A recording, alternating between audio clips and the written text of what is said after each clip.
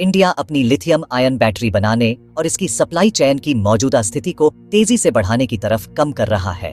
इस एपिसोड में हम देखेंगे कि भारत कैसे लिथियम आयन बैटरी मैन्युफैक्चरिंग में खुद को सेल्फ डिपेंडेंट करना चाहता है और इस पर सरकार क्या स्टेप ले रही है, कौन से प्लेयर इंडियन मार्केट में मेजर रोल प्ले कर रहे हैं और इंडिया फ्यूचर में इस बैटरी मैन्युफैक्चरिंग फील्ड में क्या खुद पर निर्भर हो सकता है।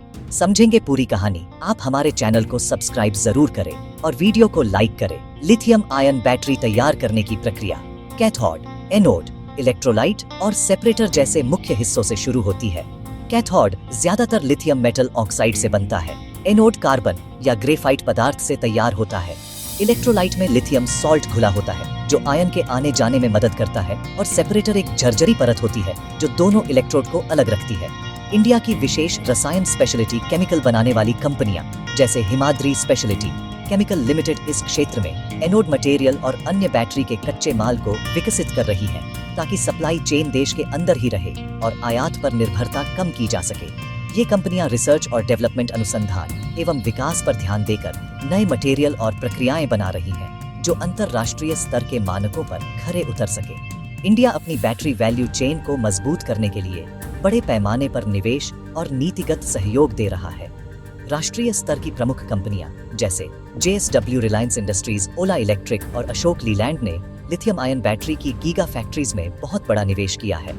ओला इलेक्ट्रिक की गीगा फैक्ट्री तमिलनाडु में चल रही है और उसकी क्षमता 5 से 6 गीगावाट घंटे तक बढ़ाई जा रही है, जबकि अशोक लीलैंड ने 5,000 करोड़ रुपए से अधिक का लंबी अवधि का निवेश बैटरी निर्माण और ऊर्जा भंडारण के लिए करने की घोषणा की है।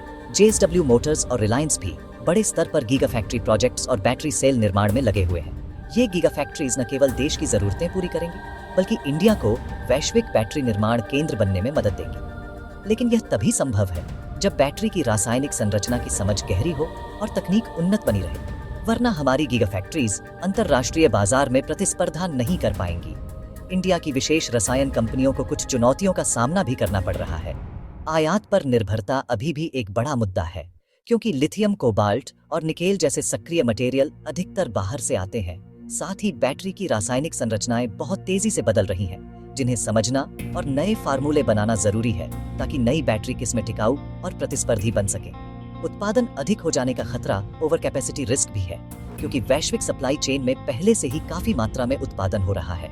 भारतीय कंपनियां इन समस्याओं को अनुसंधान, नई तकनीक और वैकल्पिक समाधान विकसित करके हल करने की कोशिश कर रही हैं। सरकार की तरफ से प्रोडक्शन लिंक्ड इंसेंटिव PLI योजना और अनुसंधान में सहायता से नए आविष्कार बढ़ रहे हैं, जिससे लंबे समय में देश के अंदर बैटरी और मटेरियल की सप्लाई सुनिश्चित होगी।